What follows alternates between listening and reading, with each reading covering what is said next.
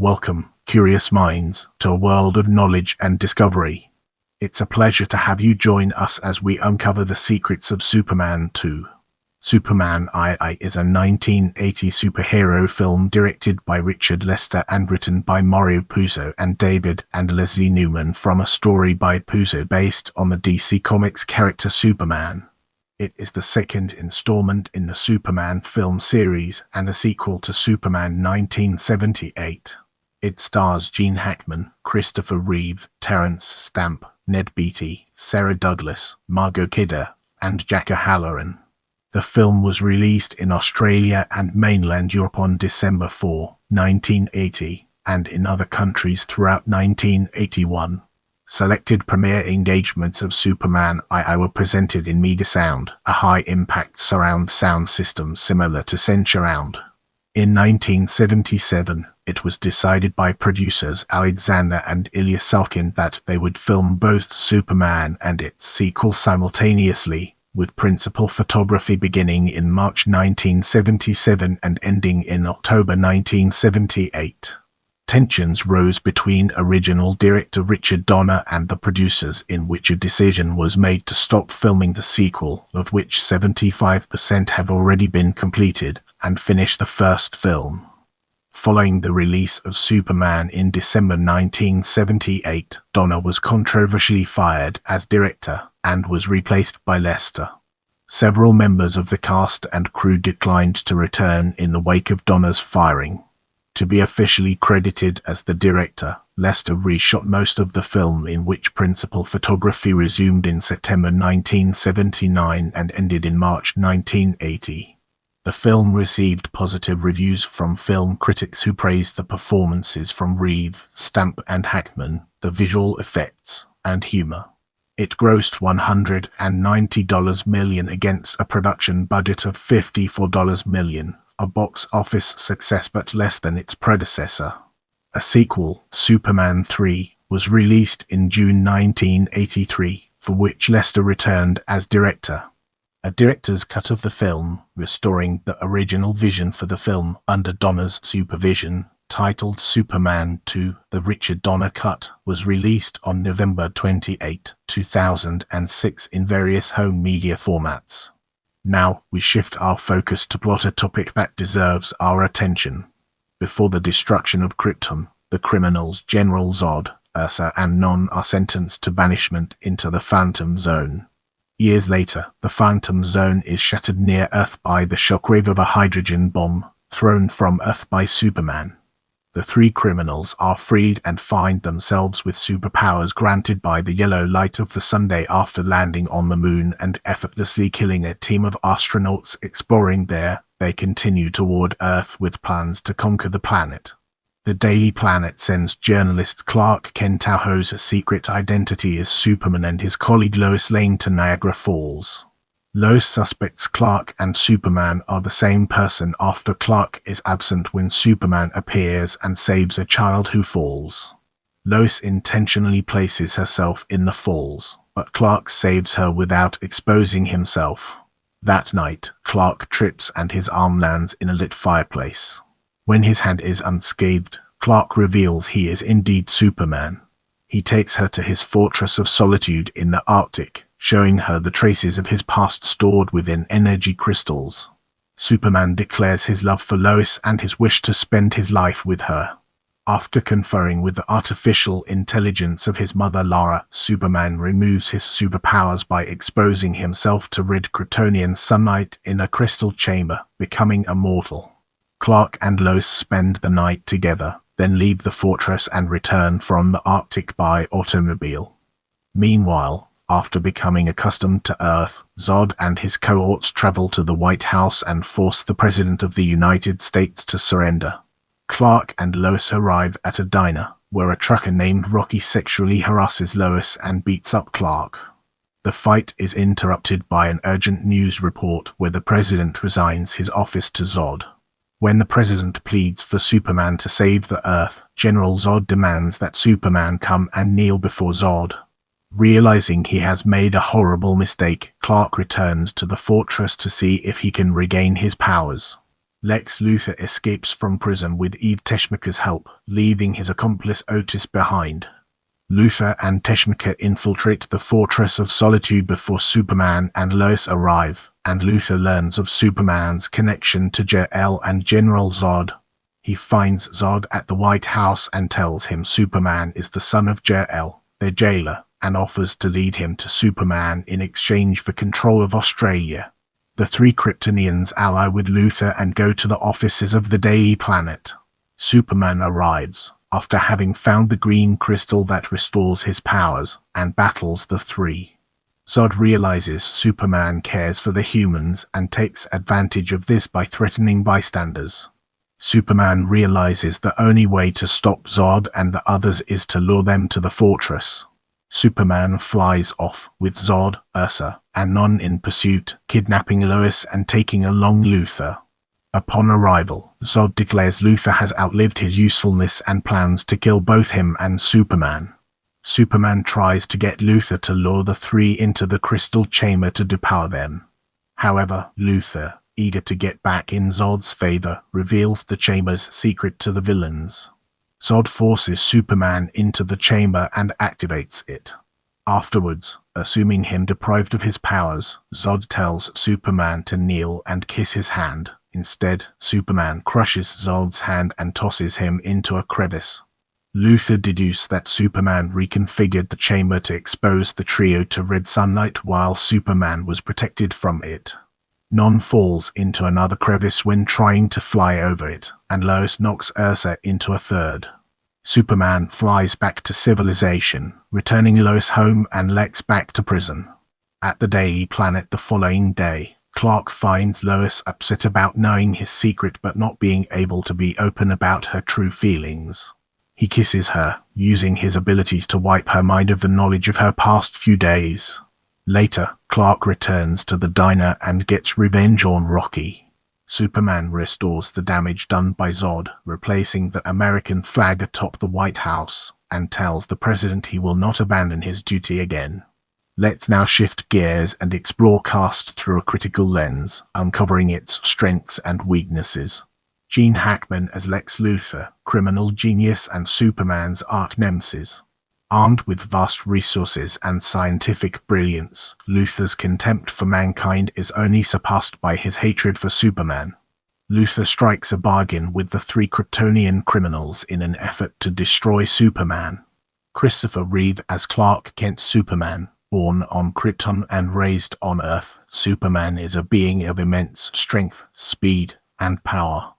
Morally upstanding and instilled with a strong sense of duty, Superman tirelessly uses his formidable powers, which he gets from the Earth's yellow sun, to protect the people of his adoptive homeworld. His alter ego is mild-mannered Daily Planet reporter Clark Kent. Superman's abilities include X-ray and heat vision, vast strength, speed and invulnerability, super intelligence and flight. Ned Beatty as Otis, Luthor's incompetent henchman. Jackie Cooper as Perry White, the curial editor-in-chief of the Daily Planet newspaper and Lois and Clark's boss. Sarah Douglas as Ursa, Zod's second-in-command and consort. Ursa's evil will and power lust are equal to and sometimes surpass those of General Zod's. Her contempt and utter disregard for humans, men in particular, make her a very deadly adversary. She has an inclination to collect insignia and heraldry from people she defeats or dominates, such as the NASA patch from the EVA suit of an astronaut she kills. Margot Kidder as Lois Lane, the ace reporter for the Daily Planet and Superman's love interest. Lois is a driven career journalist who lets nothing stand in the way of breaking the next big story and scooping rival reporters while ignoring the potential consequences that sometimes put her in peril. She finds out that Clark is Superman, but her memory is erased when Clark kisses her. Jack O'Halloran as Non, the third of the Kryptonian criminals. Non is as without thought as he is without voice.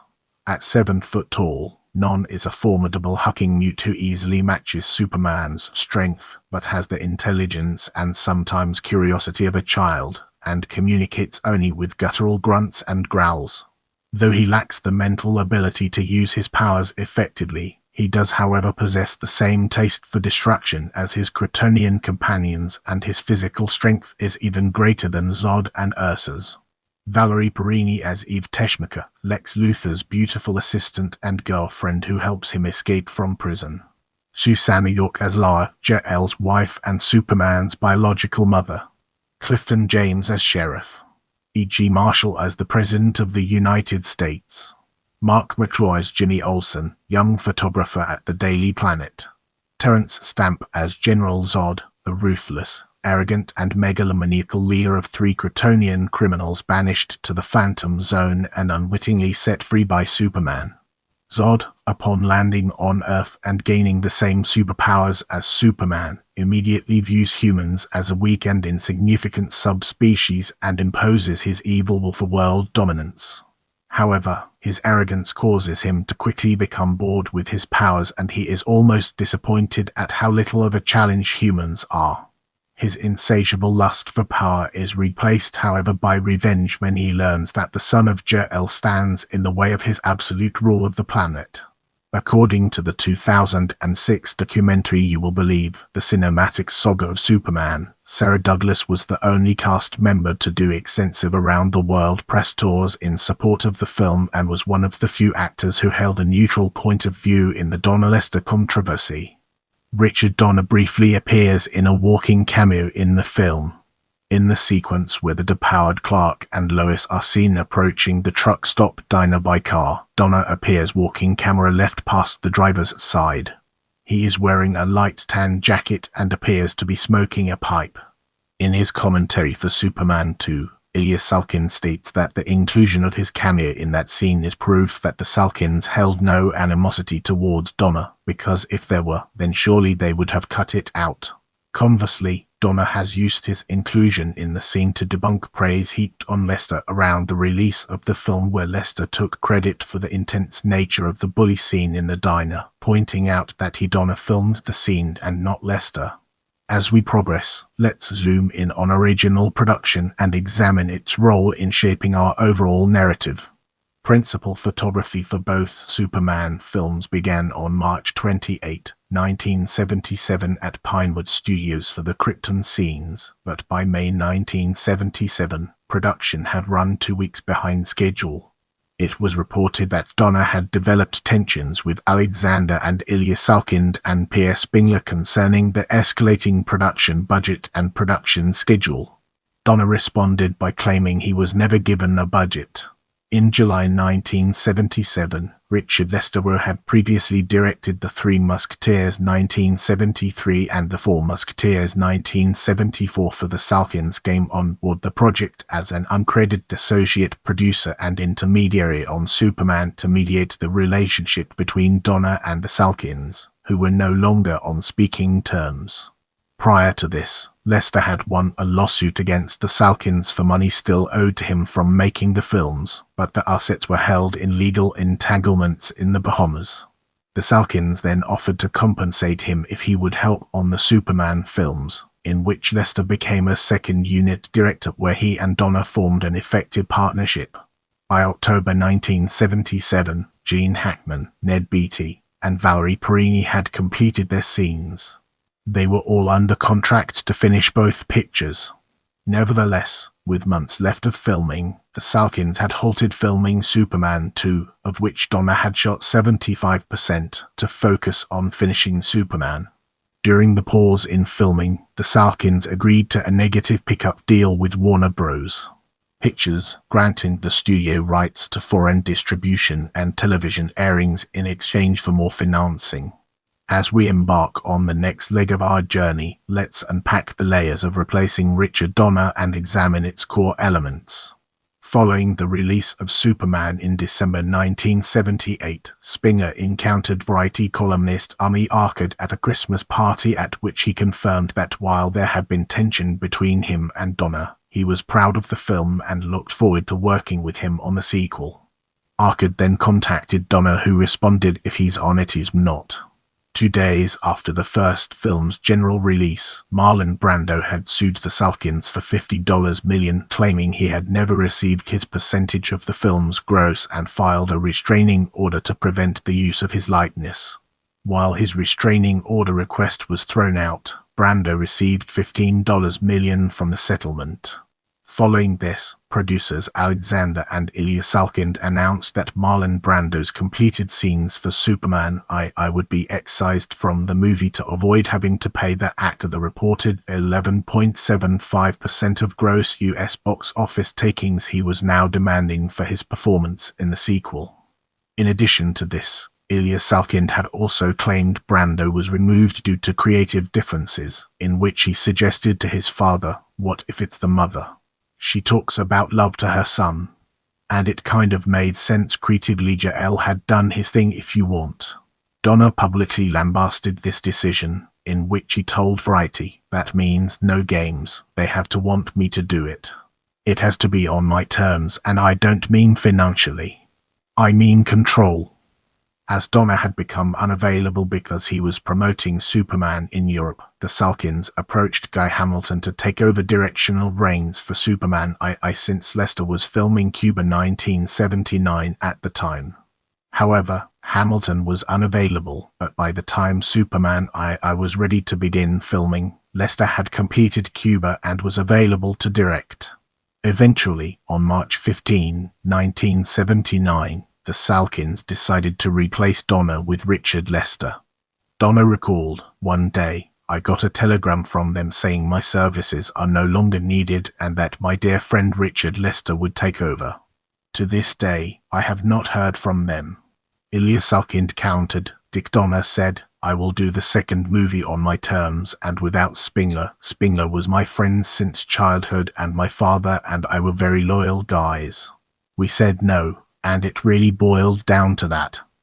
The decision to replace Donner was controversial amongst the cast and crew. Creative consultant Tom Mankiewicz was approached by Terry Semel, then a Warner Bros.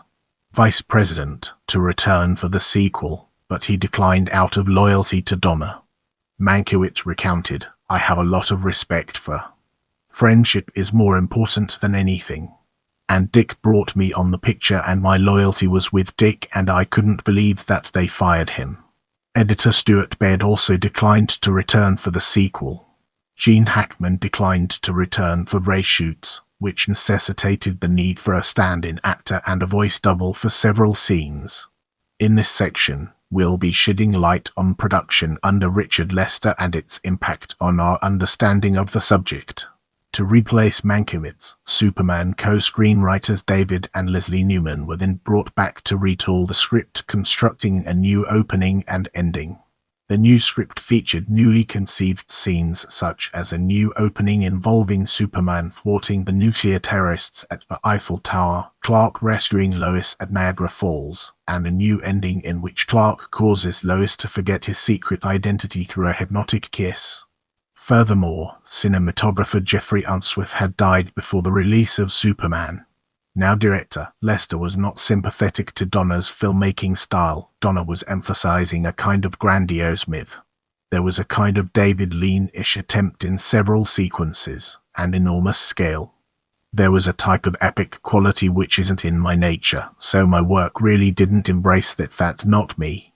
That's his vision of it. I'm more quirky and I play around with slightly more unexpected silliness." Lester then brought on cinematographer Robert Painter to have the film evoke the garish color scheme of the comics. Another replacement happened when set designer John Barry suddenly collapsed on the nearby set of The Empire Strikes Back 1980 and died from meningitis. Heather Merton was then hired in Barry's place. Before filming was to begin, Christopher Reeve was initially unavailable as he had agreed to star in the film Somewhere in Time, 5 months into the production shutdown, by which time his contract to shoot both Superman films back-to-back had expired.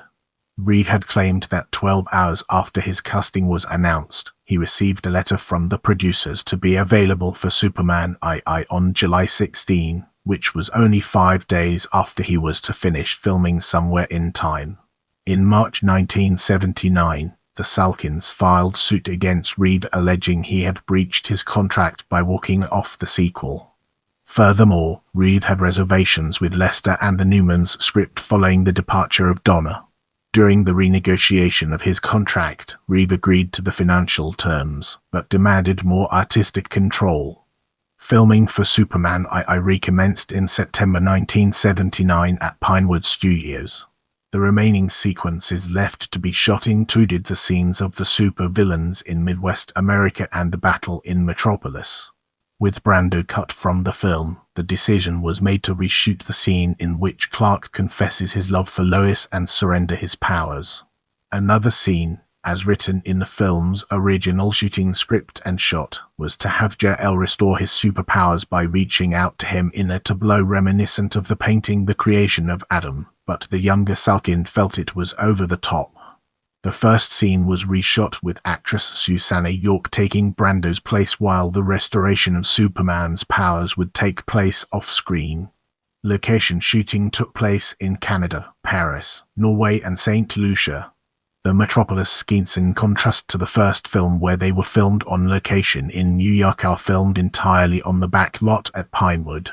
The East Houston, Idaho scenes were shot on Chobham Common in Surrey, 30 miles from London. Throughout filming, Lester opted to retain his directorial technique for the three-camera setup while shooting scenes, which frustrated the actors as they did not know from where they were being filmed for their close-ups. However, Reeve noted that it made the production move at a faster pace. Filming was completed on March 10, 1980. Due to budgetary reasons and actors being unavailable, key scenes filmed by Donner were added to the final film. Since the Lester footage was shot 2 years later, continuity errors are present in the physique and styling of stars Margot Kidder and Christopher Reeve. In Donner's footage, Reeve appears less bulked as he was still gaining muscle for the part. Kidder also has dramatic changes throughout. In the montage of Lester Donner material, shot inside the Day Planet and the Fortress of Solitude near the movie's conclusion, her hairstyle, hair color, and even makeup are all inconsistent. Kidder's physical appearance in the Lester footage is noticeably different. During the scenes shot for Donner she appears slender, whereas in the Lester footage she looks thinner. Before the film's release, Warner Bros. Had appealed to the Directors Guild of America to arbitrate the appropriate co-director credit, in which they argued Lester could not be credited unless he shot 40% of the film. Although Lester had earlier thought he would not be credited, he approached Donner to see if he wished to be credited as co-director. Donner replied, "I don't share credit." Turning our focus to music, let's explore its key elements. Composer John Williams was originally slated to score Superman II, in which he was given a screening with Ilya Salkind and Richard Lester. When Salkind left the projection room, Williams and Lester fell into an argument. When Salkind returned, Williams told him that he could not get along with this man. To take his place, Richard Lester's frequent composer Ken Thorne was selected to score the sequel. Thorne wrote minimal original material and adapted source music, such as Average White Band's Pick Up the Pieces, which appears both in the restaurant in Idaho and during Clark's second encounter with Rocky in the Alaska diner. The music was performed at the CTS Studios, Wembley, London in the spring of 1980 by a studio session orchestra rather than the London Symphony Orchestra, which had played for the first film. The soundtrack was released on Warner Bros. Records, with one edition featuring laser-etched S-designs repeated 5 times on each side. A complete score was released in 2008 as part of Superman, the Music 1978-1988, an 8-CD box set released by Film Score Monthly, with a limited edition of 6,000 units. As part of Superman's 80th anniversary, La La Land Records released Thorne's expanded orchestral scores for the second and third film into the expanded archival collection in October 2018. Now, let's dig deeper into release and unveil the hidden treasures it holds within. During a preview of the finished film, Warner Bros. Executives had hoped to maximize its box office returns by releasing the film in every part of the world during their peak movie-going period. The film premiered in Australia on Thursday, December 4, 1980, and opened at the weekend in South Africa, followed by France on December 10 with Christmas-time releases in Italy and Spain. The film opened in the United Kingdom and West Germany in Easter 1981. On June 1, 1981, the film premiered at the National Theatre in New York City and received its general release in 1,354 theaters in the United States and Canada on June 6 months after its release in other parts of the world. Moving ahead, let's uncover the hidden gems within marketing and discover their significance.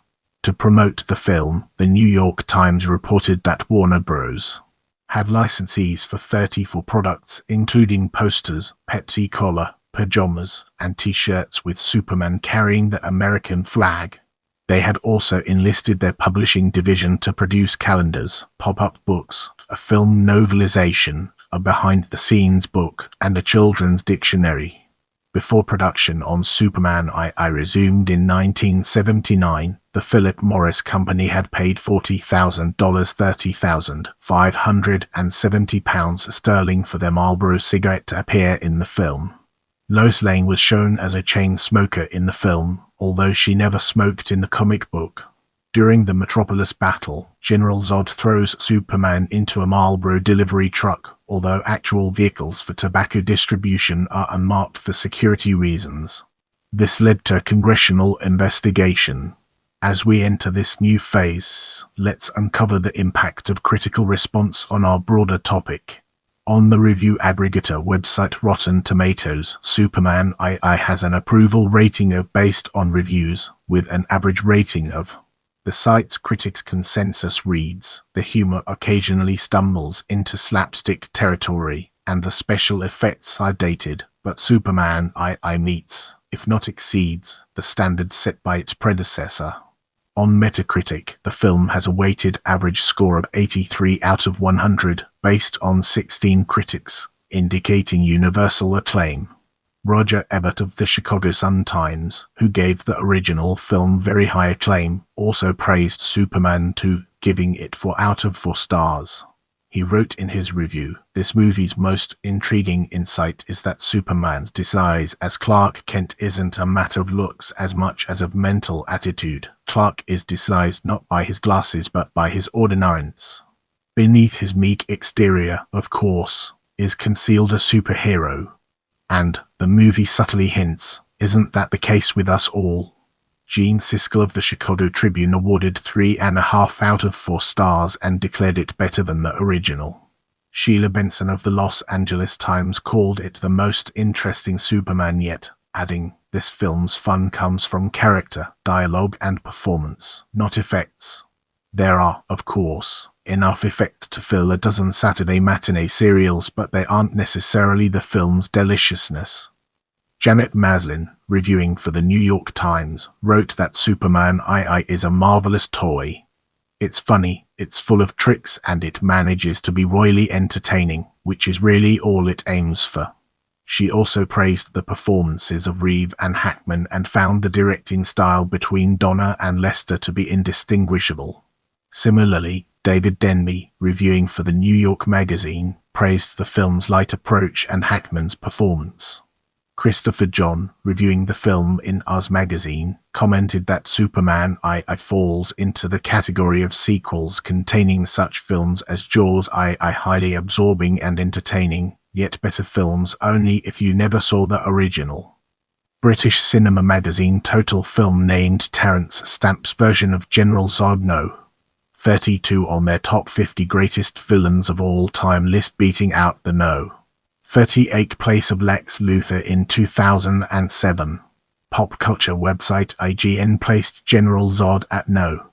30 on their list of the top 50 comic book villains, while commenting Stamp is Zod emphasis in original. As we progress through this video, let's now turn our gaze towards box office. The film opened on 19 screens in Australia and grossed $287,072 in its first 4 days.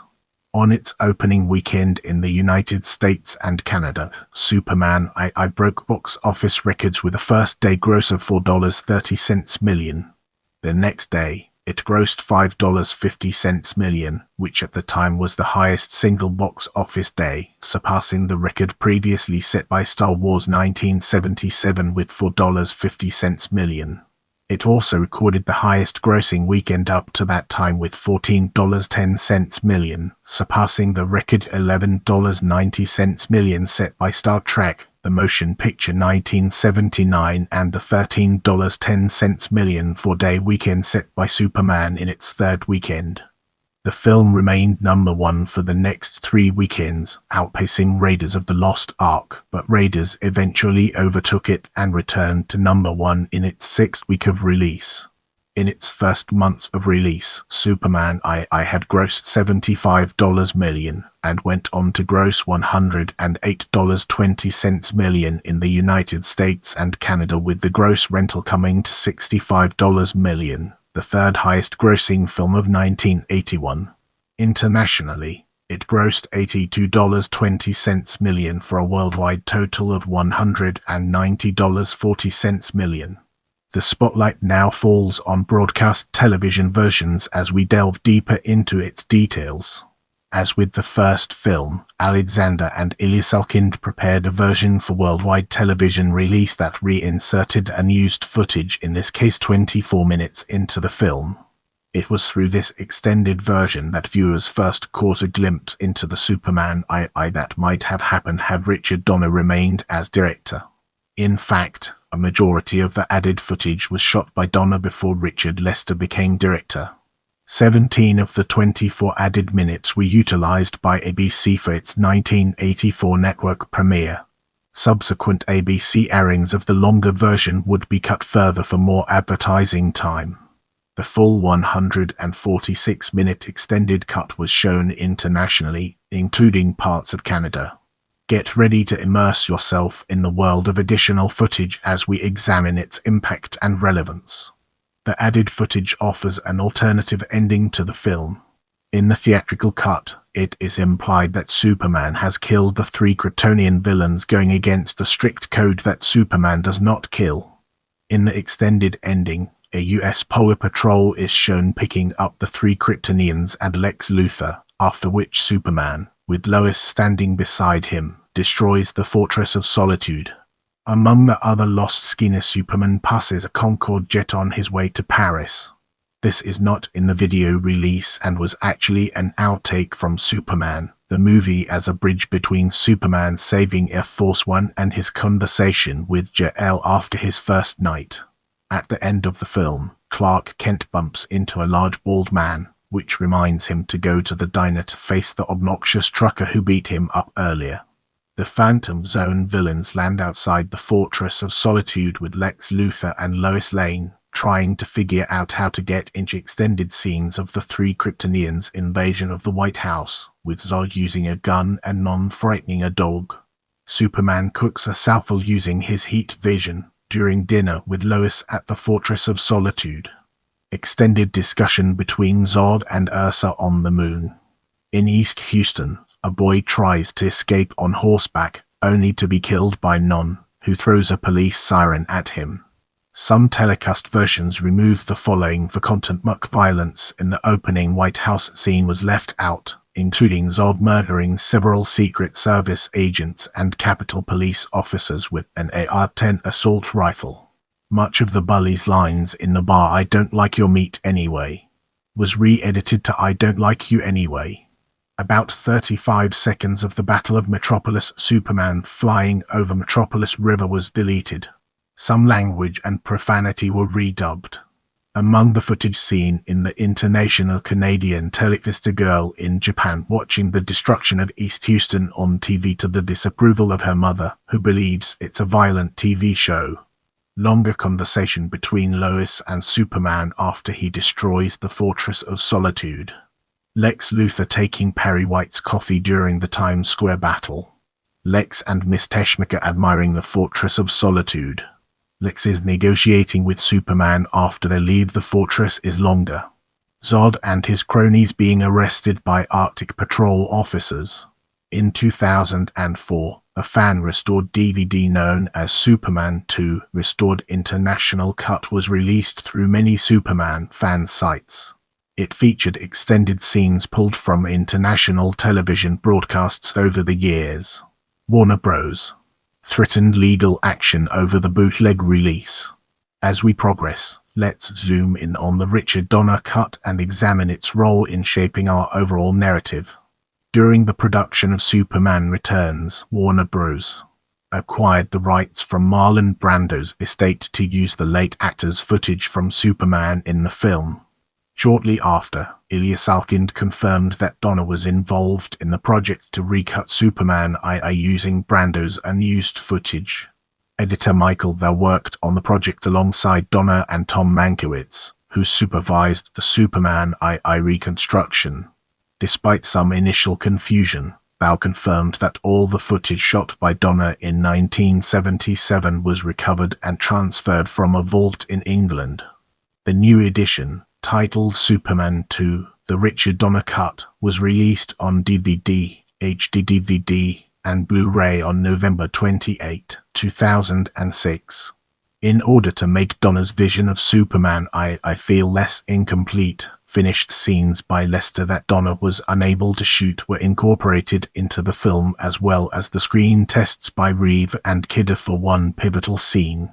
The film also restores several cut scenes, including Marlon Brando as Jor-El, an alternate prologue and opening sequence at the Daily Planet that omits the Eiffel Tower opening from the original, as well as the original scripted and filmed ending for Superman I featuring Superman reversing time before it was cut and placed at the end of the first film. In the upcoming section, we'll be dissecting comics and exploring its intricate connections to our topic. Superman's publisher DC Comics published a commemorative magazine of Superman in 1981. Published as DC Special Series, it was produced in Treasury format and included photos and background photos, actor profiles, panel-to-scene comparisons, and pin-ups. In 2006, the Superman comics themselves adapted elements from the Superman movies, specifically the ice-like look of Krypton, and Jor-El banishing the criminals to the Phantom Zone. Ursa and Non made their first appearances in the comic book continuity. This was facilitated in the Last Son story arc, co-written by Richard Donner. In 2021, a Superman comic entitled Superman 78 was released. Written by Robert Venditti and illustrated by Wilfredo Torres, the comic is set in Donnerverse continuity, acting as a continuation. In the upcoming portion, we'll be dissecting television to gain a comprehensive understanding of its implications. In the television series Smallville, much of the imagery and concepts of the first two Salkind-Donner Superman films has been revived as a conscious homage to the film series by the show's creators. These include the ice crystal fortress of Solitude, the spinning square in space to represent the Phantom Zone, and the continued presence of the deceased Jor-El as a disembodied counselor and teacher to young Clark Kal-El. Terence Stamp, who played General Zod in the first two films, provided the voice of Jor-El for the series. Christopher Reeve made 2 appearances on the show as Dr. Virgil Swan, a disabled scientist who had acquired knowledge of Krypton to pass on to Clark before Reeve's death in 2004. A section of John Williams' Superman theme was included when Reeve made his first appearance, and was later used in the series finale. Margot Kidder, Mark McClure, Jimmy Olsen, and Helen Slater Supergirl have also made appearances on the show. Annette Toole Lana Lang in Superman 3 played Martha Kent. In the animated series Young Justice, in the episode Satisfaction of its 2nd season, Lex Luthor appears briefly talking to one of his assistants on the phone, who is called Otis, as a reference to the character in the films. Remember, knowledge is power. Keep learning, growing, and exploring.